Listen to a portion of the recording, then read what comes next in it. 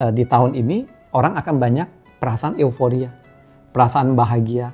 Tetapi meskipun membawa kehangatan, tapi dia bisa munafik, hipokrit. Mereka yang kena ciong atau kena clash di tahun ini bukan berarti sial. Gemoy bukanlah sikap dia, ya. Jadi bukan selembek yang atau segemoy yang kamu kira seperti itu.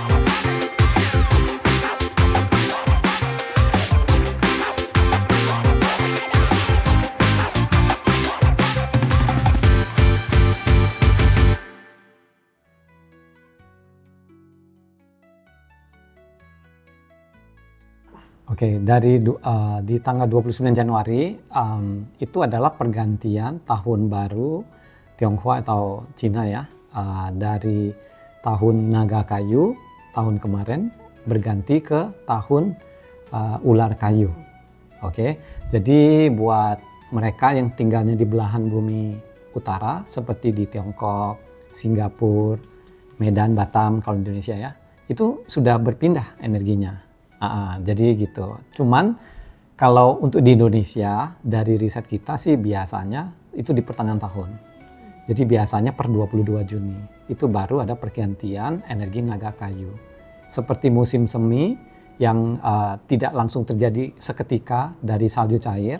Kan salju cair kan butuh waktu toh, ya, sampai menjadi musim semi. Demikian juga di belahan bumi selatan itu juga seperti itu. Energinya nggak langsung.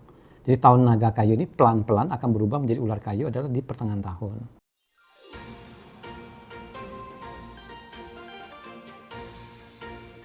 Tahun ular kayu. Nah, kalau bicara tentang tahun ular kayu, tahun ini tidak mewakili sifat binatangnya. Kayu kecilnya, karena ular kayu ya, oke, kayunya, kayu kecil. Kemudian ularnya adalah api besar. Jadi kayu kecil dan api besar punya dua sifat yang berbeda. Kayu kecil ini bayangkan seperti bunga, rumput, tanaman merambat, ya, di mana dia punya sikap atau sifat seperti fleksibel, adaptif.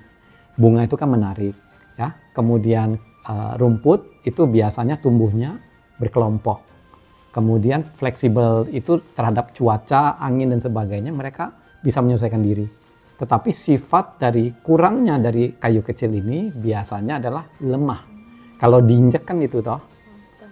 Punya sifat juga dia suka cemburu. Kenapa? Karena kan dia tanaman merambat, tanaman kecil. Sama-sama ditanam di hari yang sama dengan pohon. Pohon sudah tinggi besar, dia masih kontet-kontet aja. Nah, dia cemburu dia tuh. Ya. Jadi dengan demikian kayu kecil ini punya sifat yang lain juga seperti misalnya selain lemah, kemudian traumatis.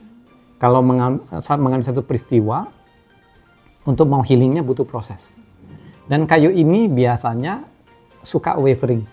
Artinya pendiriannya kurang kuat. Karena terlalu fleksibel, terlalu adaptif, sehingga kurang berprinsip. Nah, api besar dari si ular ini, bayangkan seperti matahari. Ya, matahari ini kan terang, pusat tata surya. Oke, kemudian dia menyinari, memberikan kehangatan. Makanya di tahun ini orang akan banyak perasaan euforia, perasaan bahagia, perasaan senang berspekulasi. Kemudian api itu kan terang toh. Jadi tahun ini akan ada sifat-sifat yang menerangi orang-orang, entah pendidikannya lebih maju atau mungkin banyak orang yang sibuk memberikan penjelasan sana sini, ya, tutorial dan sebagainya. Nah, kemudian api besar ini dia punya sifat positifnya, dia mulia dan bangga, jaga image. Tetapi ingat bahwa matahari kalau terlalu jemur berlebih, kita apa? Sunburn loh, ya, bisa habis terbakar. Artinya apa? Meskipun membawa kehangatan, tapi dia bisa membakar. Artinya tahun ini juga akan ada pergesekan. Kemudian api besar ini dia karena dia jaga image, dia akan mudah muncul munafik, hipokrit. Api terlalu hebat akan eksplosif, artinya jiwa emosional akan muncul. Seperti itu. Nah, api ini dia karena menganggap dirinya adalah paling hebat, pusat tata surya, egoisnya akan tinggi. Seperti itu. Jadi demikian, kalau kedua elemen ini digabung, sudah kebayang dong bahwa tahun ini dalam kehidupan kita akan melihat bahwa tahun di mana orang dari luarnya terlihat seperti bunga, atraktif, esentrik, menarik. Oke, kemudian pemandangan indah seperti di kebun, disinari matahari, kelihatannya keren loh, kelihatannya indah. Ya, tahun ini akan terlihat seperti itu. Namun, keindahan itu tidak akan bisa berlangsung lama. Kenapa? Karena bunga itu cuma sementara, layu.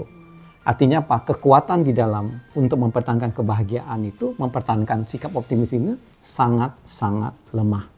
Oleh karena itu, tahun ini kalau mau maju, harus punya sikap seperti tanaman merambat, di mana kita harus berkumpul, berkelompok, berkolaborasi, oke, untuk bisa menguatkan energi kita, seperti itu.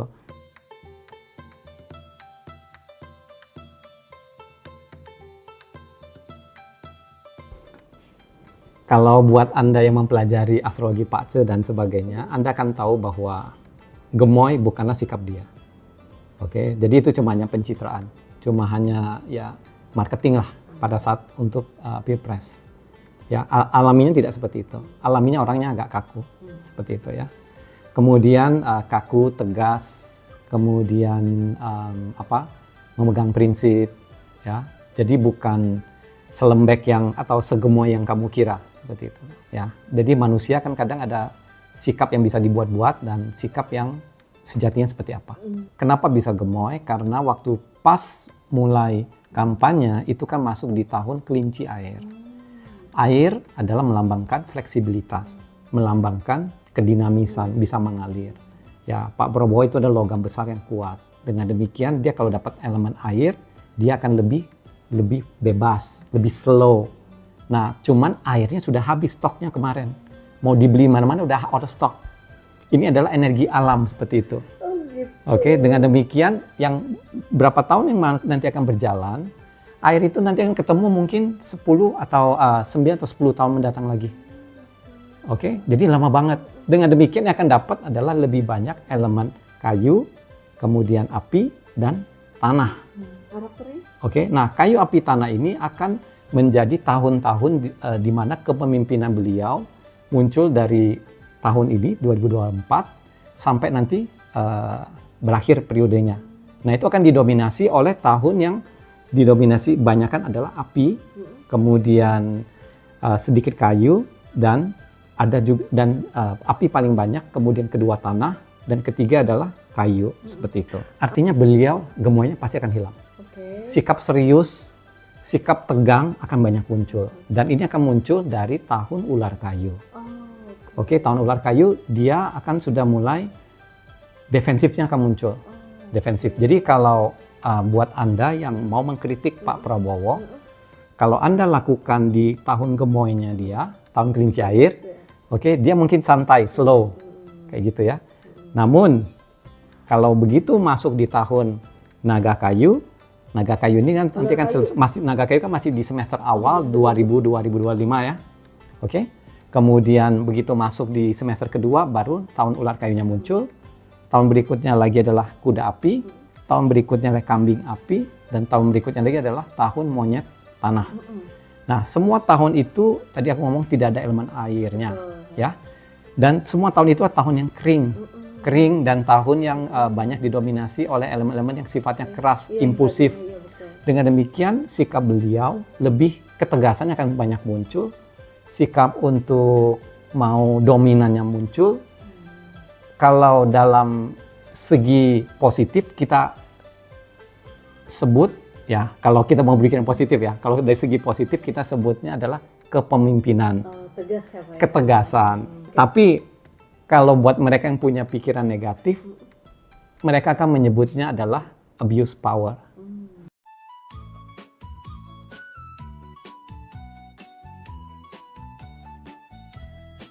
Ya, buat pemirsa suara.com, saya menyarankan kalau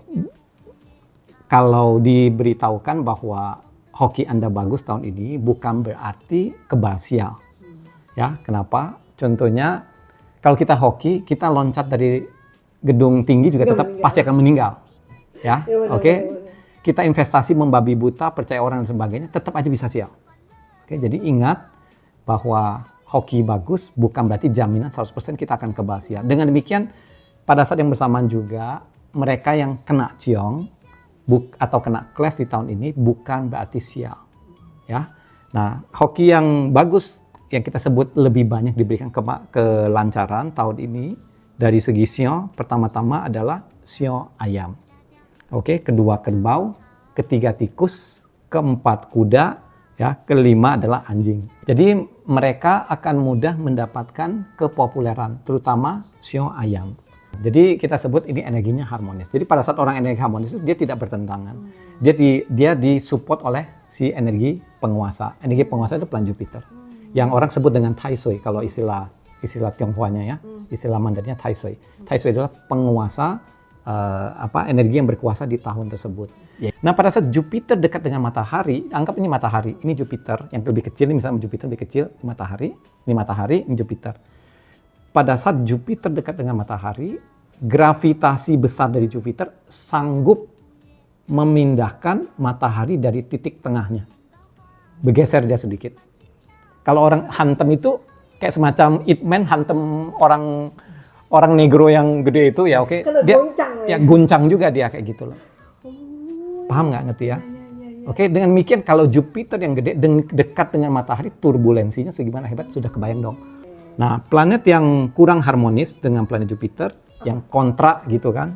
Kontra itu yang kontranya paling hebat adalah babi, monyet, macan, dan ular. Nah, saya mau ngomong bahwa orang kena ciong, ya pemirsa, jangan takut dengan perubahan.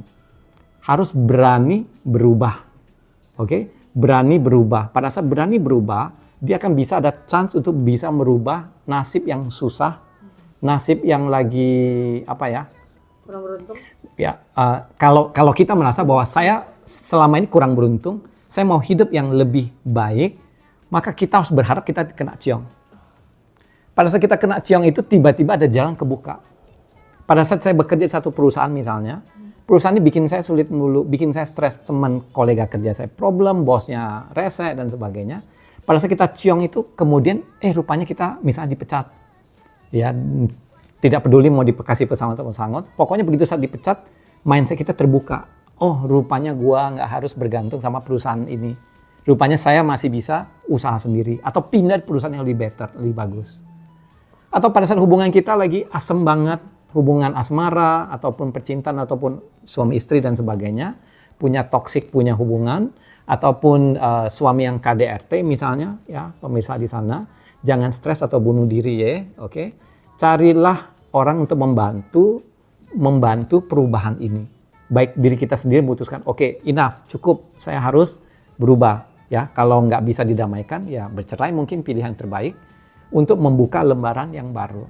Ya, jadi pada saat seseorang terkena ciong atau clash, yaitu 4 binatang tadi, babi, kemudian monyet, macan dan ular, dari level sulitnya sampai ininya, berarti akan terbuka ruang atau peluang untuk perubahan.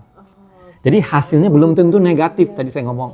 Namun hasilnya bisa negatif bila orang tersebut nggak siap. Jadi fase clash atau ciong ini adalah fase perubahan. Awalnya pasti nggak nyaman.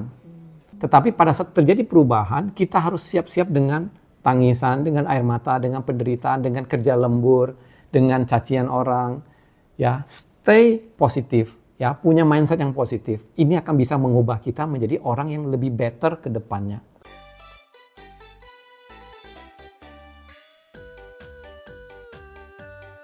Setiap sio, setiap tahun, ya kalau memang mau menikah aja ya Dek ya. Okay. Jadi saya menyarankan bahwa jangan terpaku pada contohnya misalnya tahun romance baru akan menikah. Contohnya apa tahun romance? Contohnya tahun kelinci, tahun ayam, tahun tikus, tahun kuda. Itu tahun romance. Kenapa? Tahun romance itu akan banyak orang yang mudah perasaannya berbunga-bunga, perasaannya romansnya meningkat, romantis meningkat. Dengan begitu kita pernah melakukan prediksi. Setiap tahun tikus, tahun kelinci misalnya, tahun kelinci tahun kemarin ya, kelinci akan banyak jiwa romantisme meningkat. Dengan demikian perselingkuhan juga akan meningkat. Di samping yang single mau membuka diri untuk ketemu orang baru. Tetapi yang sudah double atau triple misalnya, tetap membuka diri terhadap orang baru. Sehingga nanti asmaranya, perselingkuhannya di tahun kelinci, di tahun kuda, tahun tikus, dan tahun ayam. Tetapi terbongkarnya nanti 1 tahun kemudian dan bercerai 1 tahun kemudian. Boleh di Google. Ya, ini akurasinya sangat tinggi. Ya, dan kita bisa tahu tahun itu yang habis begitu tahun. Ada yang kadang belum selesai tahun kelinci sudah kena gap selingkuhnya kayak gitu loh. Jadi kalau nggak kena bercerai di tahun kelinci tahun kemarin atau tahun naganya begitu tahun itu, jadi terbongkar gitu loh. Oke, jadi romance is not in the air. Jadi saya mau ngomong bahwa karena energi romance itu tidak ada, berarti kita sendiri yang harus memotivasi diri kita sendiri untuk bisa mencari keluar sana. Jadi siang yang bagus secara asmara ya tahun ini adalah siang anjing nomor 1, kedua naga, ketiga kuda, keempat kelinci, dan kelima ayam. Oke, jadi anjing, naga, kuda, kelinci, ayam. 5 siang ini saya menyarankan untuk mulai bisa membuka diri kita terhadap orang baru. Mengenai masalah trauma dulu atau mungkin trauma percintaan dan sebagainya. Kalau belum bisa sembuh, coba cari bantuan ke ahlinya. Kalau pertanyaan mengapa Xiong itu, karena dihadiri oleh bintang percintaan. Oke, jadi bintang percintaan ini seperti bintang Tauhua ya. Tauhua itu kita menyebutnya adalah kayak seperti bunga persik atau bunga plum dan sebagainya, plum blossom dan sebagainya. Itu berarti menandakan bahwa energi bunga itu ya seperti soal bunga itu lagi datang ke mereka di tahun ini. Seperti membuat mereka itu seperti indah, berseri, wangi. Jadi demikian lawan jenis mereka itu kayak seperti ada aura-aura karisma kayak gitu ya. Sesuatu yang menarik.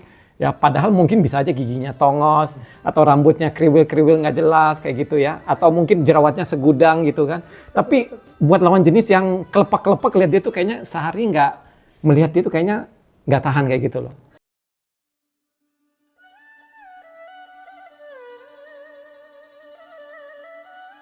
Oke, baik pemirsa suara.com, saya Julius Fang, founder dari Feng Shui Consulting Indonesia atau fengshui.co.id, pakar Feng Shui di Indonesia. Tahun ular kayu akan menjadi tahun yang menantang buat kita semua. Ya, jadi saya berharap kita jangan putus asa, ya, pertahankan apa yang sudah berjalan, sistem yang bekerja, metode yang sudah proven, kita pertahankan. Kemudian ular kayu juga adalah perubahan buat mereka yang kena ciong. Jadi saya berharap buat yang kena ciong itu jangan menyikapi dengan buruk, lebih punya mindset yang positif, kemudian fokus ke solusi bila ada masalah ciong tersebut. Dan ini adalah kesempatan Anda untuk bisa menaikkan upgrade untuk naik kelas. Dan semua ciong apapun, saya berharap bahwa tahun ini, tahun ular kayu adalah tahun di mana adanya jiwa orang yang ingin cepat berubah. Ya, tahun di mana dominasi api, impatience, nggak sabar akan banyak muncul. Tetapi pada saat kita berbisnis, jangan lakukan dengan buru-buru. Karena tahun ini tidak cocok untuk mereka berbisnis dengan modal besar.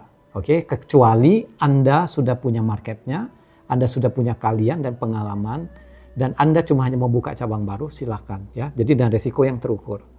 Kemudian, prediksi di tahun 2025 ini di tahun ular kayu ya. Prediksi di tahun ular kayu 2025 ini saya utarakan bahwa pertumbuhan akan membutuhkan banyak energi dan usaha. Jadi kita harus bisa tahu cara untuk preserve ataupun conserve energi kita. Peluru jangan ditembakkan semua, uang jangan dihamburkan semua. Artinya modal kita jangan kita all out ataupun pinjam modal bank berbisnis yang belum kita kuasai. Hindari itu. Jangan ya dek ya, jangan di tahun ini. Oke?